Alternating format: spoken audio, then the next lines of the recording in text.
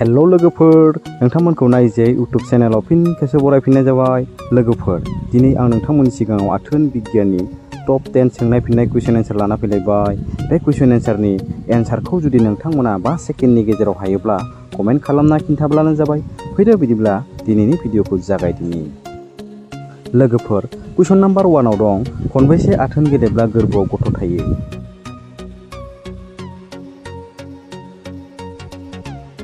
बेनि एन्सारा जागोन गोरबोआव गथ' दोननो खनसे आथोन गेलेब्लानो थायो। जुदि हिन्जावा मासि जानानै हामनायनि 12 साननि गेजेराव आथोन गेलेयोब्ला। कुइसन नाम्बार 2 आव दं, मा समाव जुलि जायोब्ला आथोन गेलेनो थाखाय साबसिन जायो?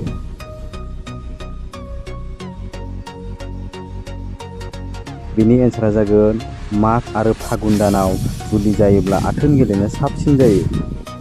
कुइसन नाम्बार 3 आव दं, आथोन गेलेनाय समाव हिन्जावखौ माबोरै खुसि खालामनो हायो?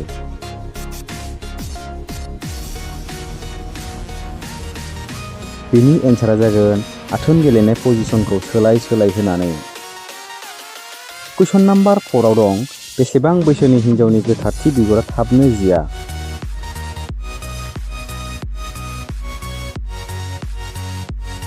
बेनि एन्सारा जागोन 16 बोसोर बैसोनि हिन्जावना।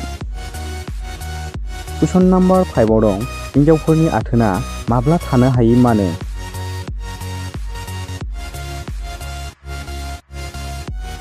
बेनि एन्सारा जागोन जेब्ला गोबाव समसिम आथोन गेलेयालासिनो थानो गोनां जायोब्ला बिसोरनि आथोना थानो हायै मानो। कुइसन नाम्बार 6 आव दं, माबादि मानसिया आथोन गेलेनायनि गोजोननायखौ अराय सम मोननो हाया?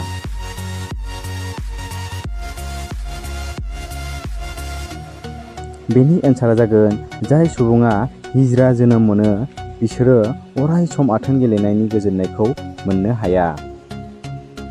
कुइसन नाम्बार 7, गोलोम बोथोराव मा समाव आथोन गेलेनो नांगौ?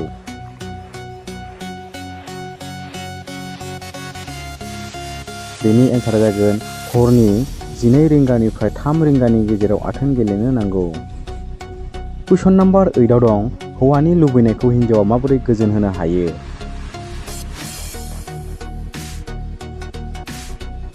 बेनि एन्सारा जागोन आथोन गेलेनाय समाव बांसिन बाहागो लानानै।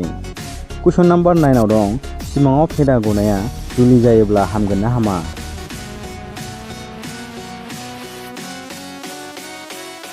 बेनि एन्सारा जागोन सिमाङाव फेदा गनाया जुलि खालामखांनायनि उनाव हामो। जुलि जानायनि उनाव आथोननि फारसे साननाया खमायनायनि जाहोनाव फेदाया सिमाङाव गवा। कुइसन नाम्बार 10 आव दं, माबादि आथोन गेलेब्ला सोदोब ओंखारो?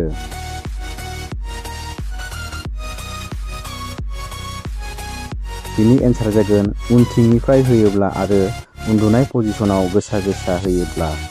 लोगोफोर, दिनैनि टप 10 सोंनाय फिननाय कुइसन एन्सारा बेनोमोन। जुदि नोंथांमोना भिडिअखौ नायनानै मोजां मोनदोंब्ला अननानै लाइक खालाम आरो चेनेलाव गोदानै फैदोंब्ला चेनेलखौ साबस्क्राइब खालाम। लोगोसे खाथियावनो थानाय बेल आइकनखौ अलाव थुना लाबानो जाबाय। दिनैनि भिडिअखौ बेखिनियावनो दोनथ'नाय जाबाय आरो नेक्स्ट भिडिअ लानानै थाबैनो लोगो मोनगोन। बाय बाय।